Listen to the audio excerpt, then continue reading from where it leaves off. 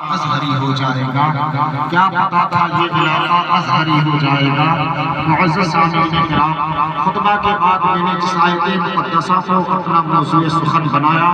آئیے اس پر لب کشائی کرنے سے پہلے ہم اور آپ مل کر دونوں عالم کے مالک و مختار، ہم غریبوں کے غمخوار، سیدی ابرار و اخیار، آقا انعامدار، نائب پروردگار، گلشن ہستی کے اولین فصل بہار، دائی حلیمہ کے جگر پارے، آمنہ کے نور نظر، سید الثقلین، نبی الحرمین، امام قبلتین، وسیلتنا فی الدارین، جد الحسن والحسین، صبح کائنات کے شمس الضحیٰ، شام کائنات کے بدر الدجا، جناب محمد رسول اللہ صلی اللہ علیہ وسلم کے مقدس بارگاہ میں اپنی غلامی کا ثبوت پیش کرے اور پڑھے بآواز بلند اللہم صلی علی سیدنا شفیعنا مولانا محمد مادر الجود والکرم منبع العلم والحلم والحکم بارک وسلم صلاة وسلام علیک یا رسول اللہ صلی اللہ علیہ وسلم۔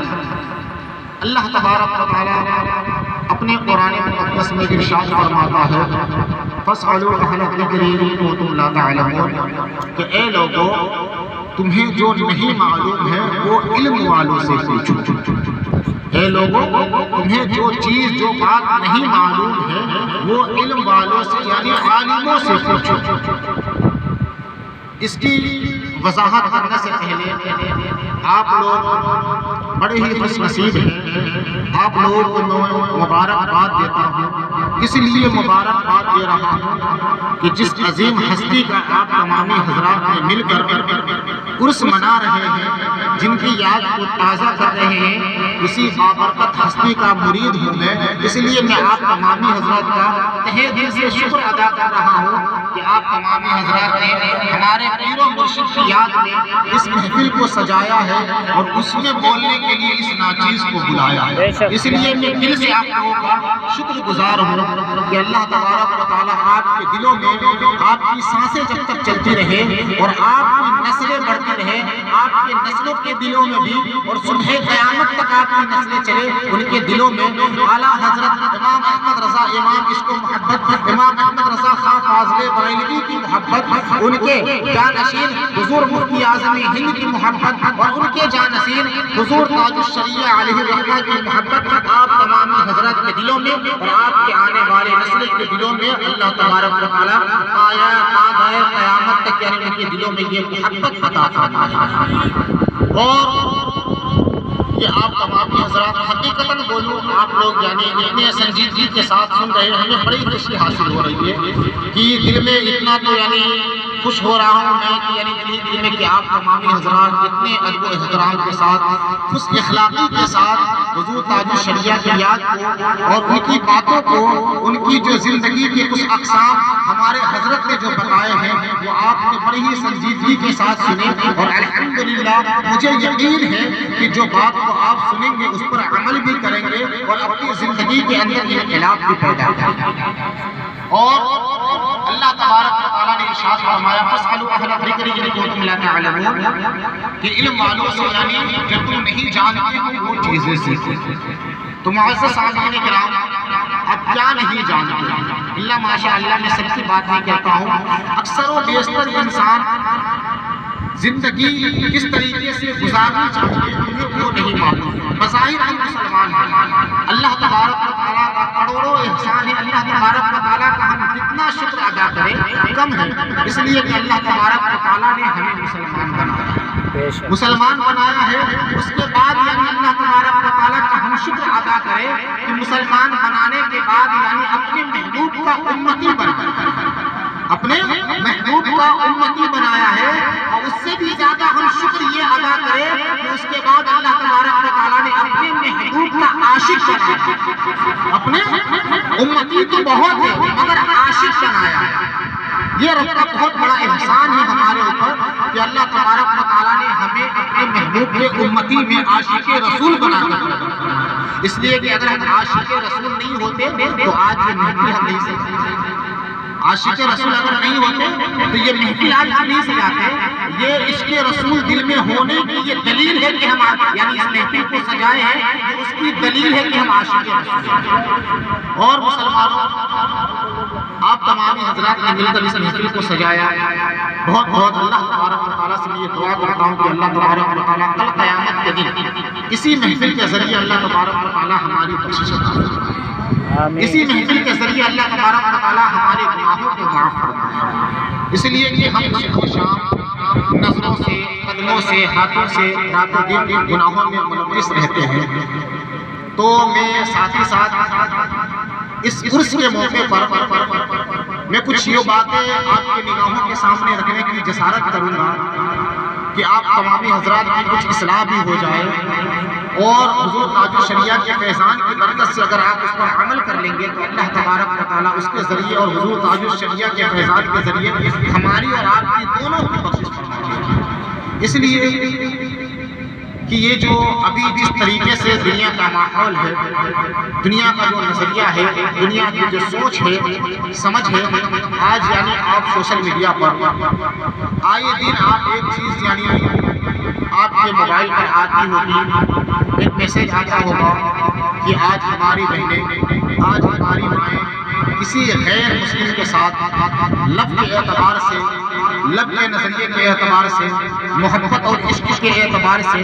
وہ دوسرے کے ساتھ رہ کر زندگی گزارنا پسند کر رہی ہے. جب ماں باپ اس کے اوپر تنبیہ کرتے ہیں تو وہ سینہ ٹھوک کر بولتے کہ ہم اسی کے ساتھ رہیں گے. ذرا ہمیں یہاں پر ایسا ہی نہیں ہے، غور و فکر کرنے کا مقام ہے مسلمانوں، یہ رونے کا مقام ہے کہ ہماری بیٹیاں، ہماری بہنیں، ہماری عورتیں یعنی غیر محرموں کے ساتھ اور غیر یعنی کافروں کے ساتھ وہ عشق لڑا کر مذہب اسلام سے دور ہو رہی ہے، مذہب اسلام کے اوپر کیچڑ اچھال رہی ہے، مذہب اسلام کی شان و شوکت کو پامال کر رہی ہے. قسم خدا کی مسلمانوں یہ رونے کا مقام ہے. ذرا غور و فکر کریں ہمیں کس چیز نے برباد کیا ہے، ہمیں کس چیز نے اس تحریک تک پہنچا دیا ہے کہ جو مذہب اسلام کی شہزادیوں کی زندگی کو آپ پڑھیں گے، سیرت فاطمہ کو پڑھیں گے تو دنیا کے کسی انسان نے حضرت فاطمہ زہرا کے بال کو آج تک نہیں دیکھا تھا. اور یہاں تک کہ یہی نہیں کہ میرے آقا حضور رحمت عالم صلی اللہ تعالی علیہ وآلہ وسلم کی بارگاہ میں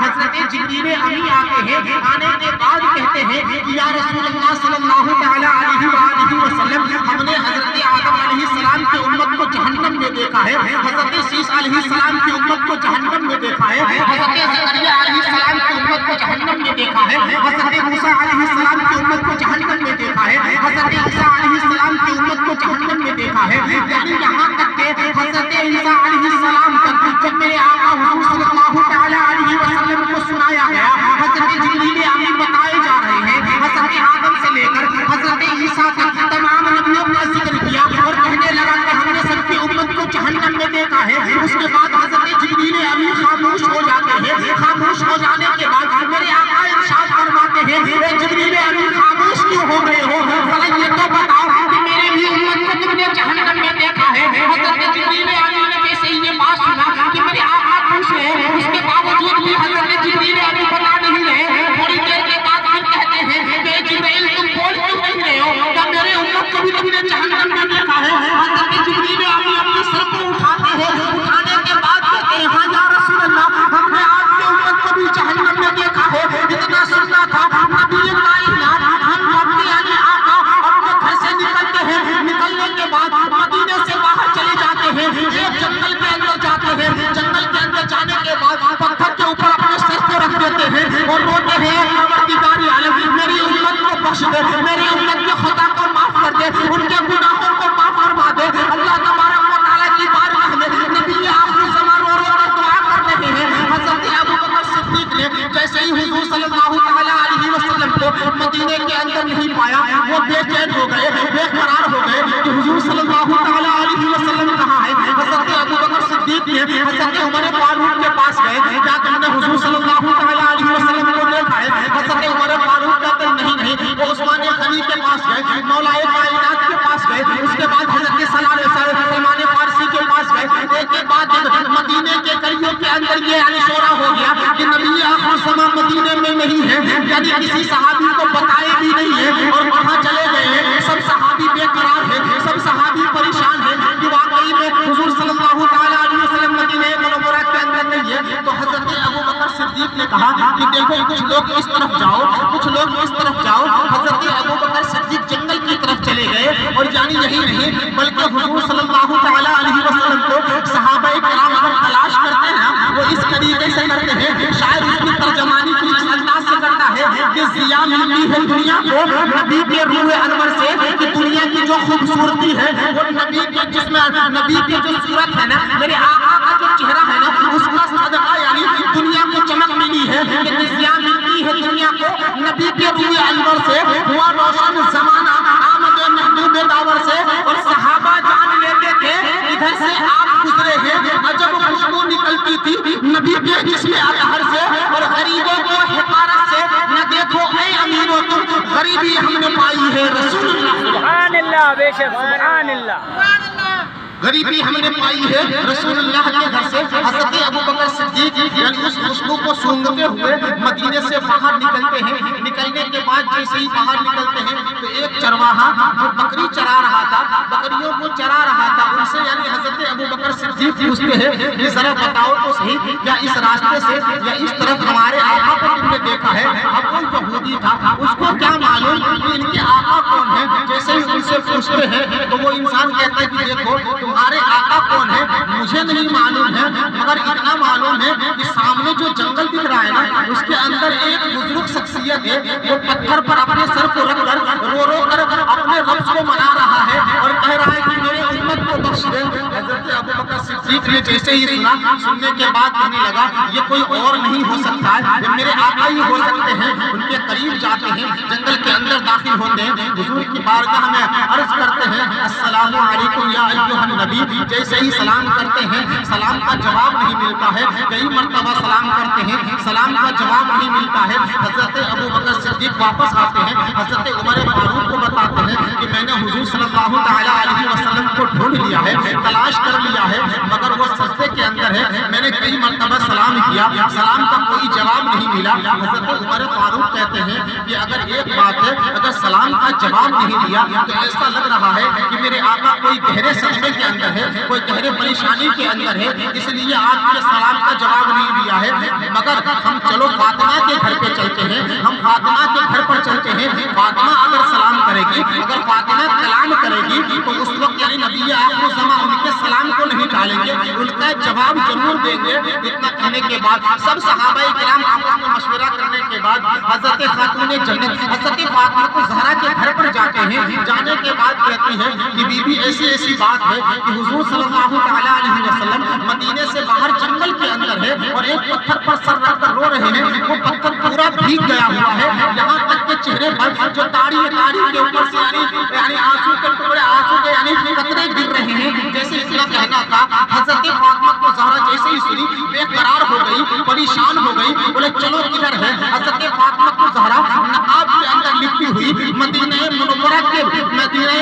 کے شہر سے باہر نکلتی ہے. جیسے ہی اس جنگل کے پاس جاتی ہے کیا دیکھتی ہے کہ حضور صلی اللہ تعالیٰ علیہ وسلم وہاں پر پتھر پہ سر رکھ کر سو رہے ہیں، پتھر پر سر رکھ کر رو رہے ہیں، آنکھوں سے زاروں قطار آنسو نکل رہے ہیں، پتھر بالکل بھیگ گیا ہوا ہے. جیسے ہی خاتون جنت وہاں پہنچتی ہے، پہنچنے کے بعد کہتی ہے ابا حضور السلام علیکم. جیسے ہی حضرت فاطمہ نے سلام کیا میرے آقا چہرے سے یعنی میرے آقا پتھر سے اپنے سر کو اٹھائے. صحابہ کرام دیکھ کر حیران ہو گئے کہ بالکل سر یعنی بالکل چہرہ بالکل سرخ ہو چکا ہے، لال ہو چکا ہے، آنکھ بالکل لال ہو چکی ہے. میرے آقا آنکھوں سے اس طریقے سے آنسو بہا رہے ہیں، یعنی اس طریقے سے صحابہ نے دیکھا، حیران ہو گئے، پریشان ہو گئے کہ پھر حضرت فاطمہ کے سلام کا جواب دینے کے بعد میرے آقا واپس سجدے میں چلے جاتے ہیں. سجدے میں جیسے ہی جاتے ہیں فاطمہ رو رو کر دعا کرنے لگی، اپنے ہاتھ کو فضا میں لہراتی ہے اور لہرانے کے بعد کہنے لگتی ہے اے پروردگار عالم تیرے محبوب کی سجدے میں یعنی سجدے میں گئے ہوئے ہیں. اے پروردگار عالم میرے رب میرے حضور میرے ابا حضور جو چیز مانگ رہے ہیں، جس صدمے سے وہ یعنی رو رہے ہیں، اے پروردگار عالم تو اسے عطا کر دے. دنیا کے کسی انسان نے فاطمہ کے سر کے بال کو نہیں دیکھا ہے، اگر تو ان کے دعا کو قبول نہیں کرے گا تو فاطمہ اپنے سر سے دوپٹہ کو ہٹا رہی ہے. جیسے اتنا کہنا تھا، اتنا سننا تھا، آسمان پر پروردگار عالم نے حضرت جبریل امین کو حکم دیا، اے جبریل امین جتنا جلدی ہو سکے زمین پر جا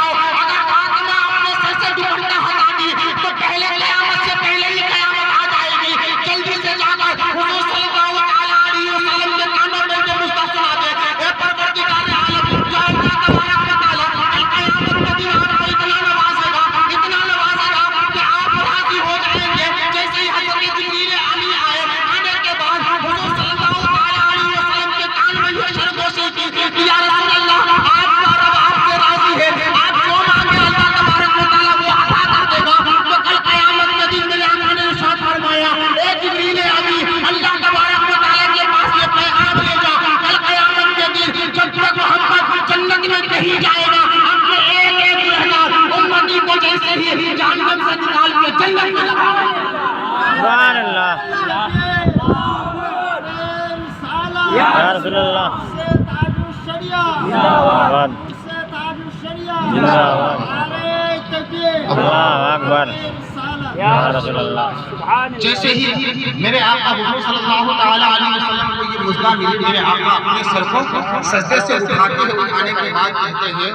کہ ابو بکر اپنے صحابہ کو گواہ بنائے، حضرت جبریل امین کو گواہ بنائے کہ اللہ تبارک و تعالی نے مجھ سے وعدہ کر لیا ہے، اے پروردگار عالم کے محبوب، میں اس وقت تک آپ کو نوازوں گا، اس وقت تک آپ کو اتنا دوں گا کہ آپ راضی نہ ہو جائے تو گواہ ہو جاؤ، میں اس وقت تک راضی نہیں ہوں گا، القیامت کے دن میں اس وقت تک راضی نہیں ہوں گا جب تک میں اپنے گنہگار امتیوں کو ایک ایک کر کے جہنم سے نکال کے جنت میں نہ داخل کروں۔ اور یہ میرا کہاں سے؟ حضرت فاطمہ الزہرا کی وجہ سے، خاتون جنت کی وجہ سے۔ خاتون جنت کی کیا کہی تھی کہ اگر میرے محبوب کے دعا کو قبول نہیں کی گئی تو اپنے سر سے میں دوپٹہ ہٹاروں، آج تک کسی نے نہیں دیکھا، اتنا کہنا تھا۔ اللہ تبارک و تعالیٰ نے فاطمہ کی دعا، حضرت فاطمہ الزہرا کی دعا کو قبول کی۔ آخر اس کے بعد ہم گنہگار امتیوں کے لیے اللہ تبارک و تعالیٰ نے ایک ایسی آیت کریمہ حضور صلی اللہ علیہ وسلم کے پاس نازل فرمائی کہ جس کے صدقے میں اللہ تبارک و تعالیٰ ہماری گناہوں کو معاف فرما کے حضور کے صدقے میں فاطمہ الزہرا کے صدقے میں کل قیامت کے دن ہماری بخشش فرمائے۔ معزز سامعین کرام، یہ تھی سیرت فاطمہ، یہ حضرت فاطمہ الزہرا رضی اللہ تعالی عنہ کی سیرت تھی کہ ان کے بال کو کبھی کسی غیر محرم، جہاں تک کہ روایتوں کے اندر آتا ہے کہ آسمان کے فرشتے بھی ان کے بال کو، یہ ہماری یہ جنتی عورتوں کی سردار ہے، مگر آج ہمارا نظریہ کیا ہے؟ دیکھیے اس میں غلطی ہماری بھی ہے، اور ہم جس سازش کا شکار ہوتے جا رہے ہیں اس کی وجہ سے آج یعنی ہماری ماں اور بہنیں روڈ پر گھوم رہی ہے۔ اس کی وجہ کیا ہے؟ یعنی مغربی تہذیب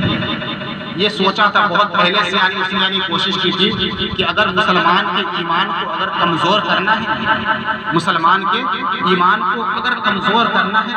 تو اس کے اندر کوئی ایسی چیز نافذ کر دو، اس کے درمیان کوئی ایسی چیز رکھ دو کہ اس کے اندر وہ مست ہو جائے۔ تو انگریزوں نے کیا سوچا؟ ایمان کو برباد کرنے کے لیے سب سے پہلے ٹیکنالوجی کے ذریعے اس نے یعنی ٹی وی کا یعنی ایجاد، ٹی وی تیار کیا۔ ٹی وی تیار کرنے کے بعد ہر انسان کے گھروں کو اس کو پہنچانے کے بعد ٹی وی کے اندر جو چیز اس کے اندر ہوتا ہے اس کو دیکھنے کے بعد ہماری ماں اور بہنیں باہر نکلتی ہے، پھر جو فیشن ٹی وی میں دیکھتی ہے وہی فیشن یعنی اپنے گھر والوں کو، اپنے باپ کو، اپنے بھائی کو کہتی ہے کہ ہمیں عید میں یہ فیشن چاہیے، یہ کپڑا چاہیے، اس طریقے کا کپڑا چاہیے۔ اسی طریقے سے پھر باہر نکلتی ہے کہ ہمارے اوپر اتنی پابندی کیوں۔ اسی طریقے سے پھر یعنی یہ تھوڑا یعنی ماحول خراب ہوا۔ اس کے بعد پھر کیا ہوا کہ اس نے یعنی سازش کی کہ ہر بچے کے، ہر گھر کے اندر اور بچوں کے اندر یعنی عورتوں مرد کے ہاتھوں میں یعنی موبائل۔ اب موبائل یہ اس سے ہم اس کو جس طریقے سے استعمال کریں گے اس طریقے سے ہمارے اوپر اثر ہوگا۔ غلط طریقے سے ہم استعمال کریں گے ہم غلط راستے پر جائیں گے، اچھے طریقے سے استعمال کریں گے اس میں بہت ساری چیزیں دینیات بھی ہے، نماز کے طریقے بھی ہے، یعنی دین کی بہت ساری باتیں اس کے اندر گوگل کے ذریعے ہم سیکھ سکتے ہیں۔ مگر اس سے زیادہ یعنی اس نے جو ہوا دی ہے تو یعنی آج ہم اپنے بہنوں کے ہاتھ میں موبائل تھما دیے،